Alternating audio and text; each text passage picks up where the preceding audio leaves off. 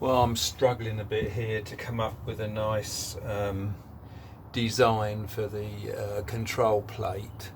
I've been sitting here like sketching out and stuff and for about 3/4 of an hour, and I really can't come up with something as yet. So what I've done is I've just given this a quick polish. I don't know why I did it. I was just frustrated trying to think of what's it, but you can see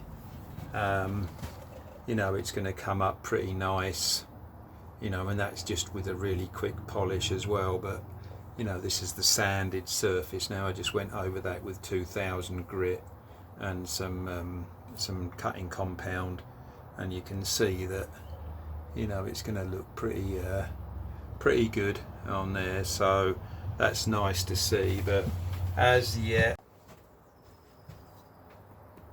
oh, hi there, welcome back to 3R Guitars. Yep, so we've got the guitar somewhat, got the pickup sorted, and I mean they're only dropped in there now, obviously, where this is, and at least we're getting somewhere now. There's a few things I want to do. I want to get the control plate sorted out, and I want to get the neck joint.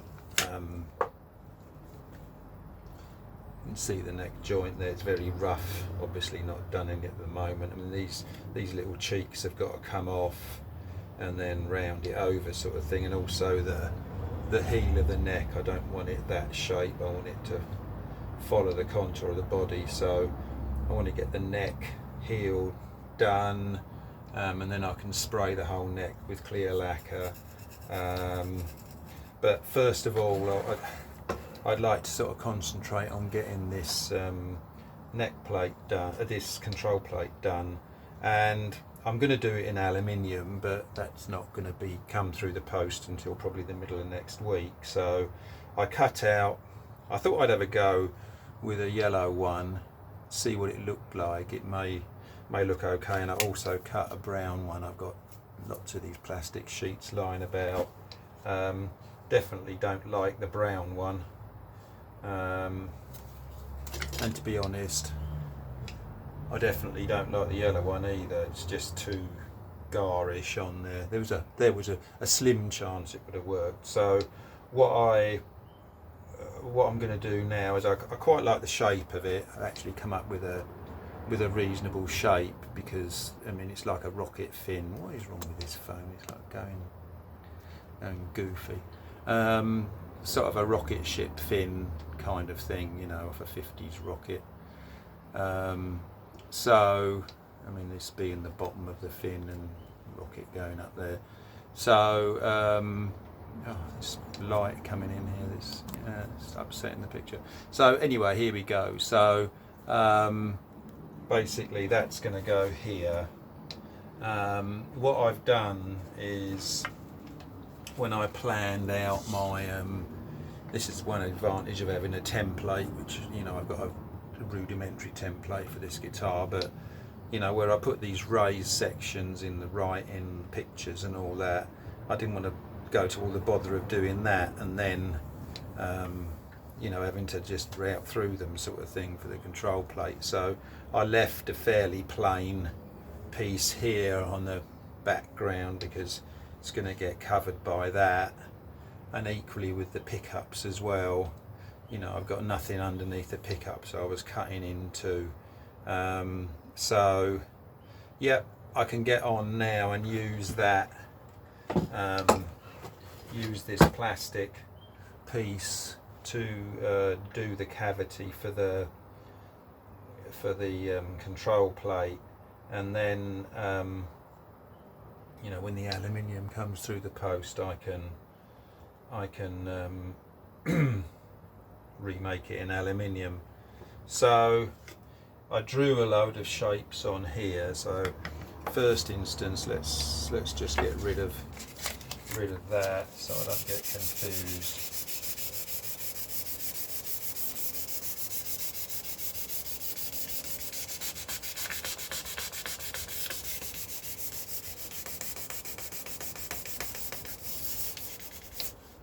the slight thing with this control plate is that you know, it is quite small, and the first thing I'll do, I think, is worry about whether, you know, what controls I can get on there, because I don't want to go routing out, you know, I mean, I could just make it a bit smaller than this, but the routing, but what I'd like to do first of all is check on here that, you know, I can get all the controls in there. So I'll get back to you when I've got some prototyping.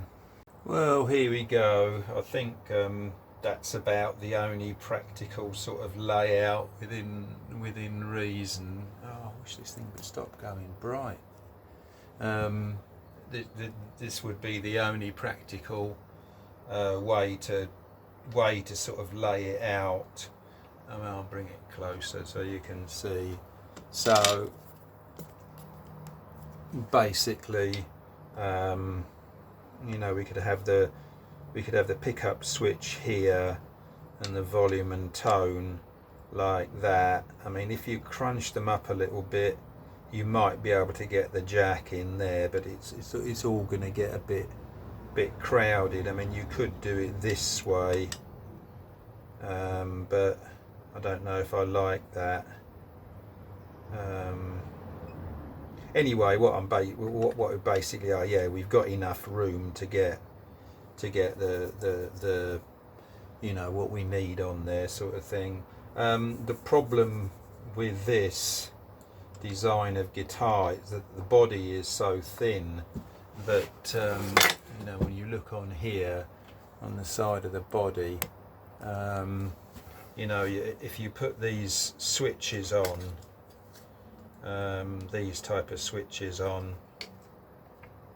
and you know, you've literally got like an 1/8 of an inch at the bottom clearance of the body, and that's with all the threads sticking out, which looks a bit ugly. So, you know, if you go down to where it looks nice on the top of the pick guard, you've got a veneer at the bottom, of veneer thickness. So these switches aren't really any good for doing this type of guitar. I mean, you can get the cranked ones that go in SGs, they're all right, but you can also get like other smaller ones, like boxed ones and things. But that is a slight disadvantage. And if you've got like any sort of Strat switch like this, just know it won't fit. You know, it's too deep. So you'd have the switch sticking at the bottom of the body. But anyway, that is you know, when I did the money guitar, I managed to get like a switch in there, one of the box style ones, sort of thing, which was okay. So anyway, what we'll do now, we've got that kind of sorted out. I can get planning the cavity, and I want sort of just a, you know, when you put this plate on, you know, try and, you know, don't put it right near the edge. I mean, you could go right on the edge, and that would look all right, but if you put it on and you've got it like that or something, where it gets nice just to line it up so you have you know, a consistent width to the edge of the guitar, just looks nice. But you know, I'm just playing around with it really, but I know where it's going to go. I don't want, there's a raised bit here on the pattern, there's a raised bit here, and I don't want to cut into those, so I'm thinking just anywhere there would be absolutely fine. So give it a draw around.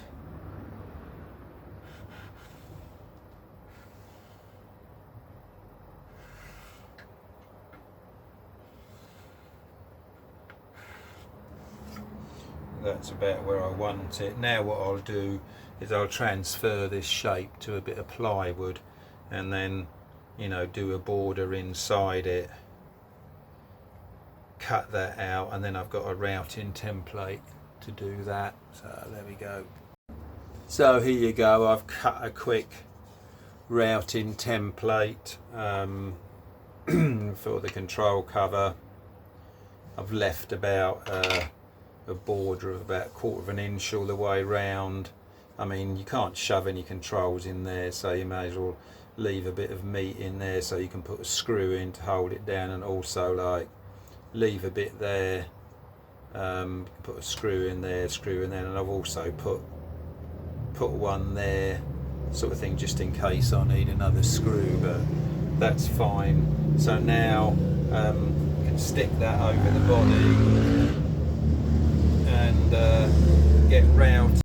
So okay, I've got my, you probably can't see it definitely, but I've got my cavity marked on here, and what I'm going to do is try and drill through this resin with a Frosner bit. This is a fairly new one, so should be all right. It's wobbling out.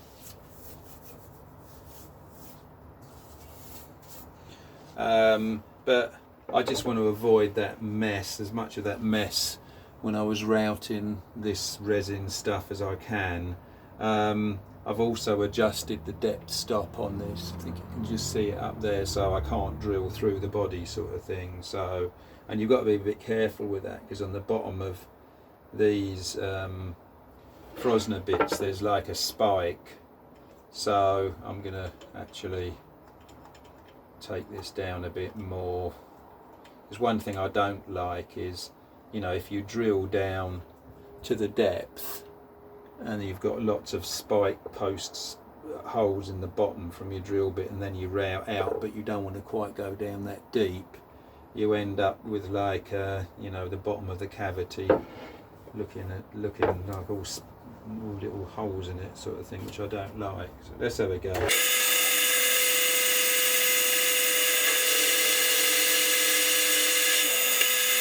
Isn't it? Oh, it goes just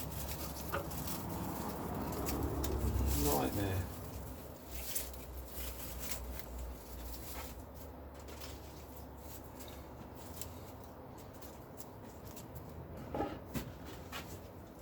Yeah, so we've got our hole in there, so I just drill a load of holes now. Seems to drill all right.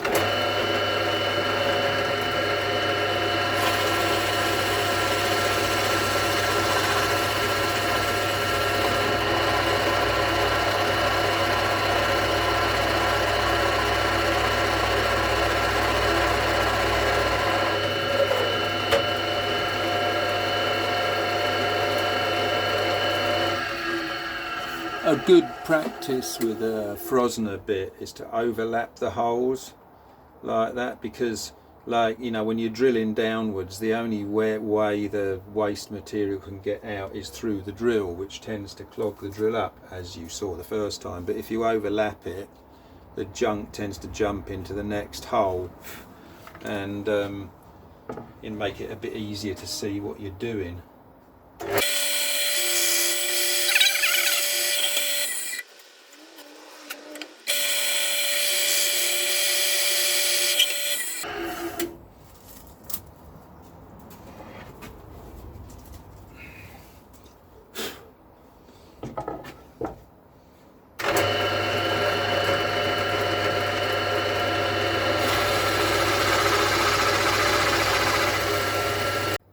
I don't know what is wrong with my phone today, but just in case you didn't get that, here's the after the Frosner bit cutting.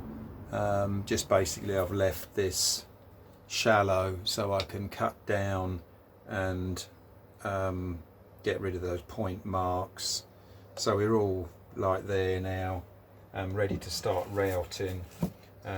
Here's the router template, very quick to cut if you've got a bandsaw, and you don't have to worry about, you know, drilling a hole and putting the blade through or anything. So you can just put a slot, you know, cut into it from there, because the router cutter won't be affected by that. Go around nice and quick and dirty. So if we position that, I'm going to put a clamp there and there, and that'll be out of the way of the router cutter, and the router, you know, the base of the router cutter sort of thing, so I'd be able to just whiz around. So let's get some clamps and I'll get back to you when I'm ready. Well, here we go as before with the pickup cavities. I've got my bearing guided router in there, so I can just quickly whiz round here.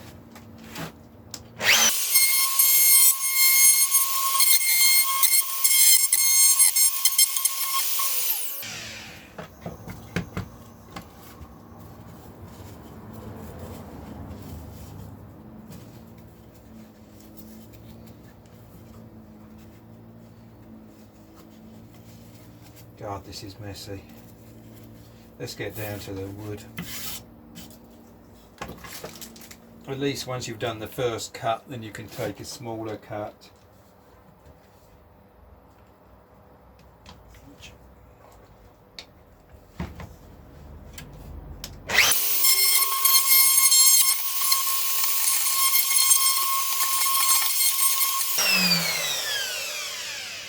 Let's give that a clean out now. We're actually down in the wood, thank goodness. Oh, jeez.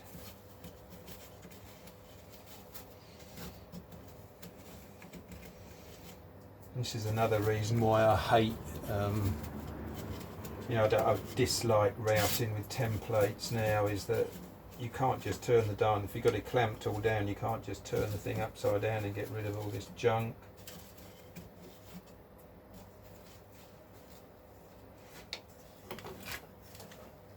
Anyway, I'll get back to you when it's done.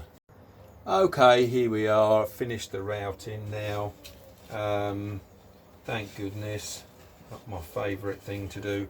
When you do the routing, make sure, like especially with something, you know, when you're routing with quite a big router cutter, 2 clamps always, otherwise that you get so much vibration that things come loose quite easily. So you know, keep the template still. Right, so here we are. Here's the routing here now. Quite neat. I don't know, for some reason I've gone went over the line with the Frosner bit, but you know, the pick guard covers it. There's still 1/8 of an inch left there. It's a bit of a mistake. But I'm just going to check what thickness we've got on the back, because I want to give myself as much room as possible.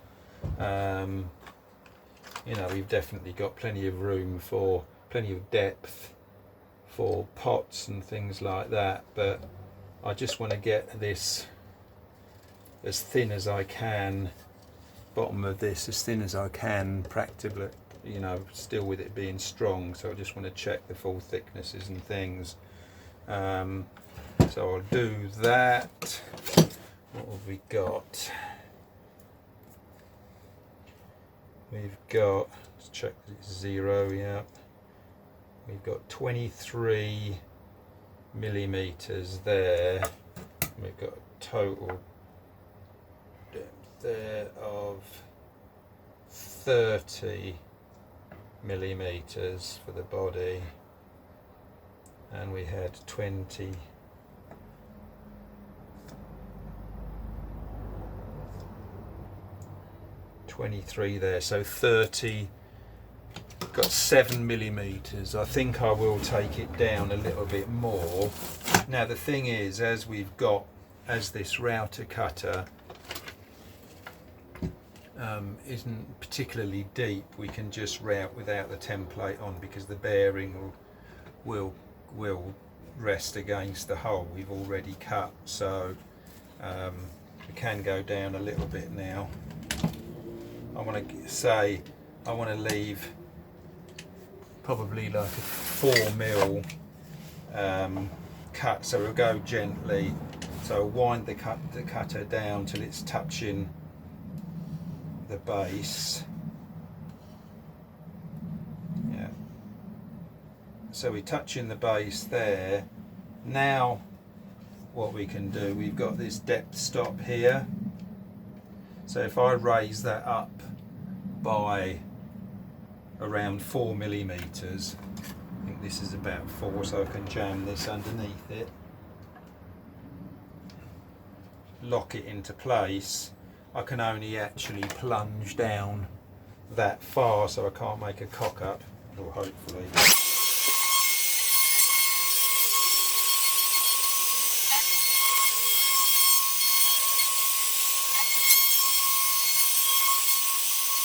On the stop yet, but we'll just have a check again.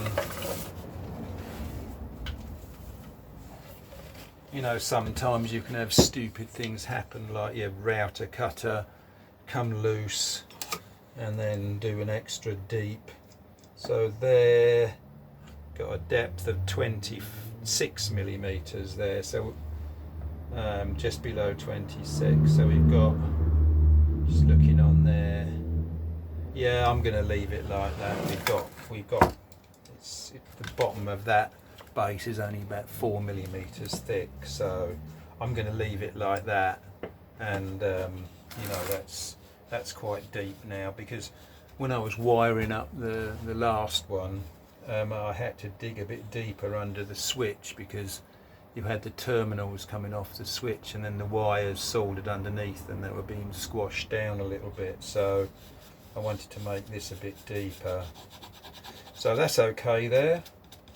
Rightio. Now the next bit is going to be to try and drill a pilot hole for the wires from the pickup cavity into here. Now you're not going to be able to do that from the bridge pickup thing, because the angle of the drill, you'd go through the bottom of the guitar before you came here. So the only thing I can really realistically think of doing is drilling through the side here and into the cavity. It's going to be a bit tricky, and what I want to be careful of is I don't want to tear up the bottom of the posters sort of thing, so you can see the channel. So I want to stay way below that. So I think this is going to be a bit heart in mouth stuff, but let's give it a go, because if we were putting a jack socket in, we'd want to be there. Right, you know, I don't know. Let's see. Anyway, I'll get back to you. Well, here we go with this, drilling this wire channel now. What I've done, I've actually drawn a line where I want it to go. I want the drill to be just on the left of this line and come out in the pickup cavity there. So the jack socket will be here, and I've already drilled through here with this drill. So the fortunate thing is with this cavity is we can at least line it up.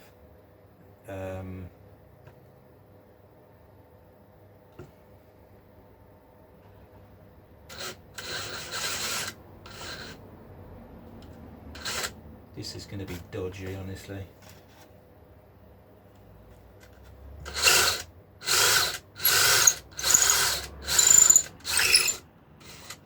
I think it's one of those things, you know, even with all the planning, it's still a bit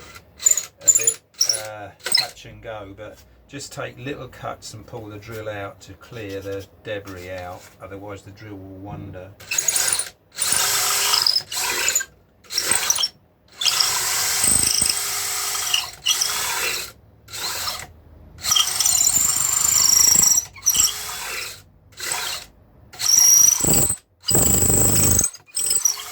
The other thing is I'm using quite a big drill diameter, and that seems to be detrimental to getting a successful result. But you know, a larger diameter drill doesn't bend.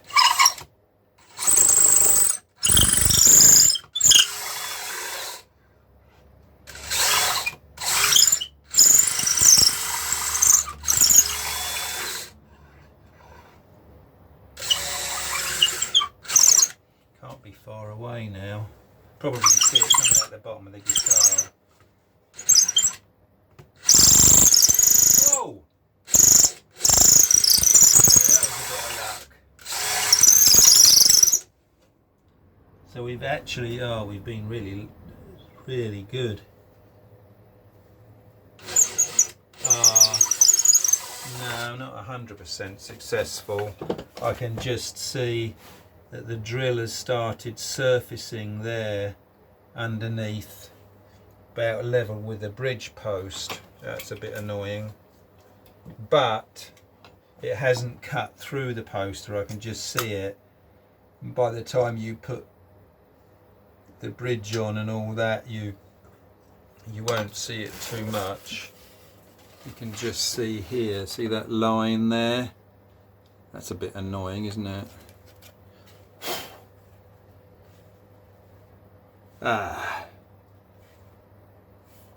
That's disappointing a bit, actually. You can just see it there.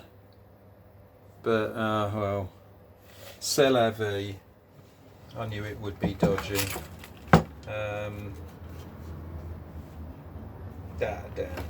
But like I say, that does hide the first bit of it, just there. So yeah, but not my best move there, eh? But at least it hasn't come through the paper entirely, I don't think. But I mean, I suppose the one thing I could do is I could shove a paintbrush in there and just touch it up, see what it's like when it's polished. But anyway, hey ho, we've got this all done now. I'm glad to get that out of the way, and we've got the wire channel in there. What I'll do for the earthing wire is I'll lift this post out, this post insert out, drill through there into the pickup cavity, and then come back through the wire channel into here, and then that'll be that. I might do that sort of as we speak kind of thing, but yep, good. So there we go. That's looking quite good now. Good. Well, let's get this earth wire put in from the bridge. I've pulled this out just with the claw hammer. So I use 18 gauge copper craft wire. You know, it's not insulated, and you know, it's fine for this. So just push it through for them. I mean, it's wise to do it now, because to be quite honest, it's going to be forgotten otherwise. And I've drilled a hole just at an angle through here from the bridge post to the pickup cavity. I might have to do this the other way. No, that's all right.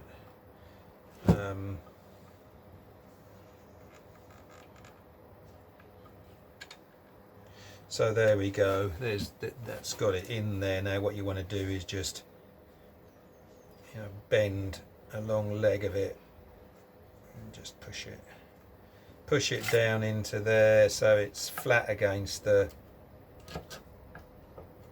wall of the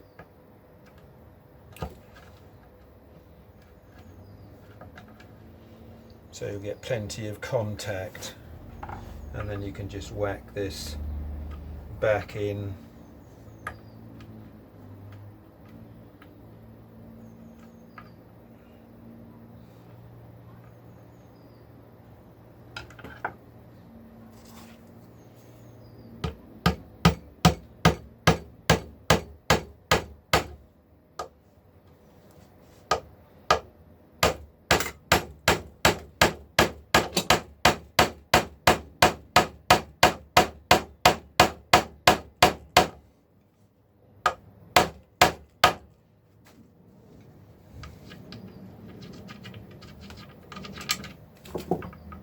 There we go, that's back in, so that's at least got the earth wire in now. I mean, if you want to, you can check the continuity between there and the bridge post. Easily done. Just put it on ohms. Got a reading on 1 on there now, so nothing is connected. Just check there, we just go down to 0 when you connect these two up, so it should be the same between the bridge post there and this bit of wire. Yeah, we've gone down to 0, so that's a good continuity there, so no problem with that. And it's nice to get that done and out of the way, so when you're assembling the guitar finally you don't think, oh shit, I forgot that. You can tuck that wire just down in there and yeah, all good to go. Right, so that's that. It's that bit done, and now next I think I'll be going on to just doing the tidying up the neck socket. So I'm going to screw the neck back in and just get cutting and filing around there. So yeah, it's all coming together. Good. Oh, hi there, and welcome back to 3R Guitars and this Sci-fi resin top thing. Yesterday I just put a name badge, a 3R Guitars name badge on the end of this. I wanted it to sort of look like a rocket with writing down it sort of thing, so it's vertical text. Actually they were things I'd made up a few years ago for another guitar, and luckily the transfer still worked. It's not great, but I've just been over it with one coat of lacquer now, and yeah, it started raining so I can't put a second coat on.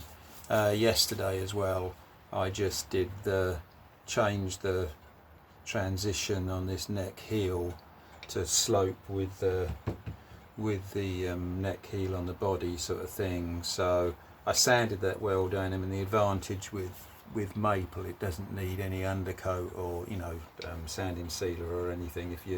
If you sand it down really nicely, which I did, I went down to about I can't remember, probably about 1,000 grit on there, so you couldn't see any scratches, so I just lacquered straight over it, which is the typical with with maple. So the neck's all pretty much done now. Just want to put another coat over that, over the headstock face. What I'm doing now is going back to this control plate on here. I want some flying saucer shaped knobs, and I'm not sure quite how this is going to work out. What I've done is I've roughly sawn a bit of wood to circle a shape for a starting point, and then glued a dowel in the end of it. And what I'm going to do is put this in my drill press and try and come up with a flying saucer shaped knob sort of thing. And then what I was actually hoping to do was like maybe mould it, just use this to make, there's a pattern to make a mould, and then pour resin in and make a couple of knobs. Not sure how well that will work, so I'm just playing it by ear and seeing what I could do. I mean, I wish I had a lathe. I really do.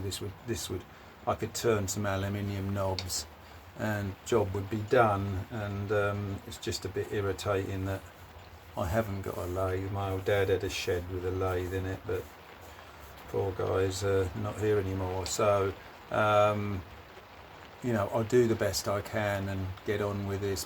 Basically put this in the chuck and then spin it like a vertical lathe and try and do something. So we'll see how that goes.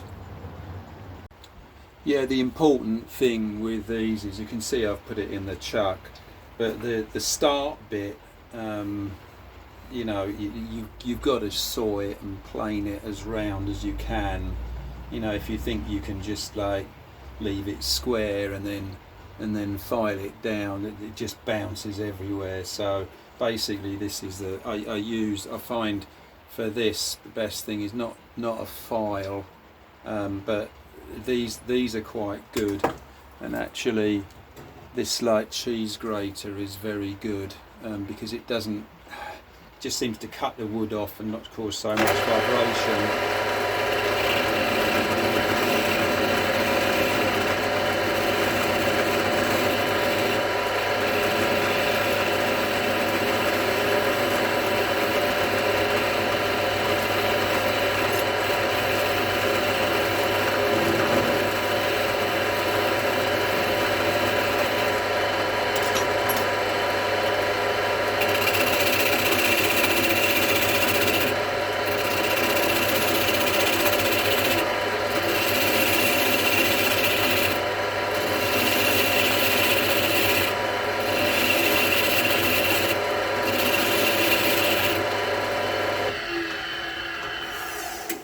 So once you get it round, it gets a lot easier, and you can see that is sort of round now. So yeah, we'll just get like carving away and see. I mean, I'm tempted to cut this off there before carrying on, because I mean that's going to be plenty high enough for a knob. So I think I'll do that, because you know, you take it in and out of the chuck too often and it like loses its center again. So I'd rather do that now. So I'm just going to bandsaw that off there and then just start and see what happens. Get back to you. Well, hi there. I'm actually surprised and pleasantly surprised, very pleasantly surprised. That was a lot easier to do than I thought, and came out quite well. Here you go. Come out with a really nice finish and kind of exactly what I wanted, sort of thing. It's high enough to be a knob sort of thing and looks a bit like a flying saucer, so I'm pretty pleased with that. And it's bigger than a Strat knob, quite a lot bigger. I'll get a Strat knob.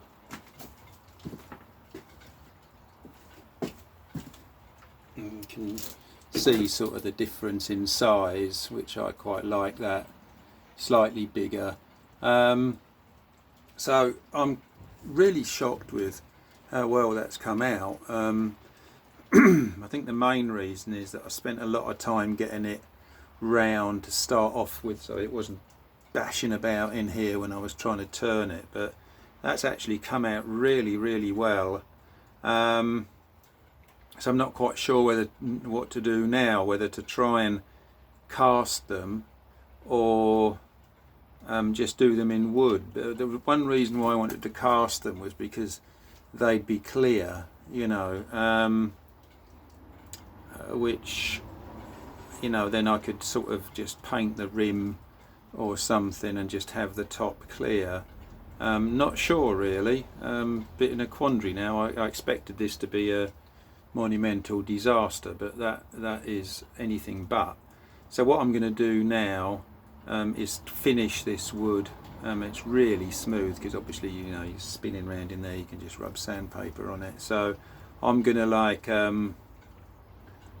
finish it in good God knows what actually, but probably just get a bit of sanding sealer on a rag, put it back in the drill and rub it round. I mean, some people use super glue and rub it in, but I normally get a disaster with super glue sort of thing. So we'll see.